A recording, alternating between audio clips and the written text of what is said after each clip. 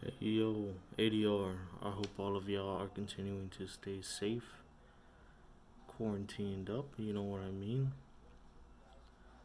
Making sure that y'all guys have that food on y'all table, y'all got y'all health, y'all spending that quality time with family. And I just wanted to update on some things. I mean, I know it's been a minute since I've been on here. Sometimes life just gets away from you.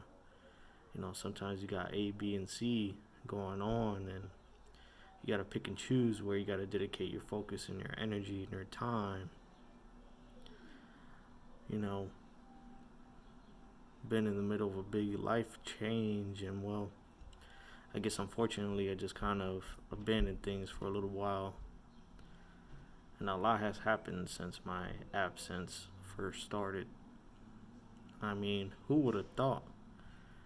Now we got good old boy 6ix9ine out of jail now, recovering nice and comfy and safe from home. I mean, damn.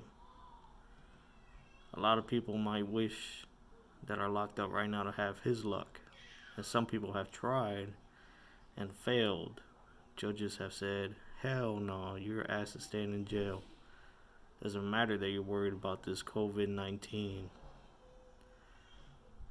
But hey, that just means you need to get 6ix9ine's lawyer if you're ever in trouble, which you should never get yourself in any type of legal trouble. But I'm just saying, crazy world we live in, huh?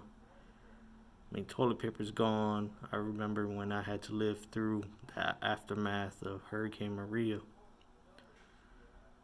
We might have had struggles paying for food and finding food because there was none and the stores were closed. But one thing was for sure, man, there was always toilet paper. Now it looks like things have settled down quite a bit because now you go into the stores, you can actually find toilet paper now. You can find Clorox. You can find stuff that you couldn't necessarily find before. Hand sanitizer, that's still so 50-50 whether or not you can find it. But, anyways, in other ways, things are sort of getting worse. The cases that are going up exponentially. Now, when you go to the stores, you got to be covered up like this so I can actually go out and not worry about no heat for covering my face in public, you know what I'm saying? And just blend in, which works out for me. And what the hell is this? Freaking cat hair on my fucking hat? Anyways, so back to what I was saying. A lot of things have been going on, man. A lot of people have been dying. A lot of people are sick. So by all means, if you ain't gotta go out, stay at home. Keep it safe. Be realistic. Even if you don't catch it, minimize your risk by minimizing your exposure to others. Because if you got kids, you got grandparents, you got people that you care about that you interact with on a daily basis, you don't want to accidentally get them sick. Even if you don't get it, you know what I'm saying? You want to avoid um, undue contamination, undue hardship if you can avoid it. A lot of people are out of a job now. Thankfully, I still have mine. You know, my heart goes out to those 22 million that filed unemployment.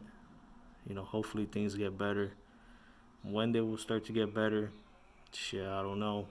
I know a lot of y'all have started to get your stimulus payments. Like I said, that isn't no slush fund. You should use that to pay some outstanding bills. At the very least, make sure your rent and your utilities are paid. Cause best believe, man, these landlords, even if right now they have that moratorium on evictions, once things slowly open back up, man, it's gonna be open season on evictions, man. And the last thing you want to do is end up being homeless because of this. At the end of the day, it comes down to dollars and cents. Um, what else I want to say, man? Soon I'll get back to my philosophical videos and how I approach life and how I keep myself out of prison by not doing dumb things, and how I try to instill that in others, how I try to lead by example, how you can live the life that people like me choose to live by being a member of an organization without having to be committing crimes. And anybody who says you have to commit crimes to be involved is dumb. They just feel bad that nobody told them that there was another way to live this life and still be accepted, still be respected, still be able to maintain and hold a leadership position, to be able to be one of those few success stories. Because people like HBO and Vice and, you know, CBS and CNBC and CNN, whatever, they like to focus on all the negatives. A lot of times when these organization leaders reform themselves and they get out of jail, they always like to focus on the negative. They're like, yeah, he's leading youth prevention programs now, but this is what he used to do. This is the type of activities he was involved in. This is the kind of individual he was. So they like to draw attention to that when it should be focusing on the positive. And unfortunately, a lot of these leaders, when they come out, they're no longer members of the organization. So I come at it from a unique point of view because I'm still very much active in it without engaging in most of the stuff that you see portrayed in the media. I go about things in a different way. Things that's going to keep me and those around me safe. Things that keeps me protected. Things that I don't got to worry about anybody snitching on me for, because I'm not out there doing stuff like you see on YouTube if you just Google different organizations and the stuff that they're doing. I'm all about staying above board, keeping things on the up and up, so I ain't gotta hire me no legal eagle to speak legalese on my behalf in court. The whole purpose of my life within this organization has been nothing but a success story, man. But at the same time, I've lost a lot, man. Like, a lot of people don't know.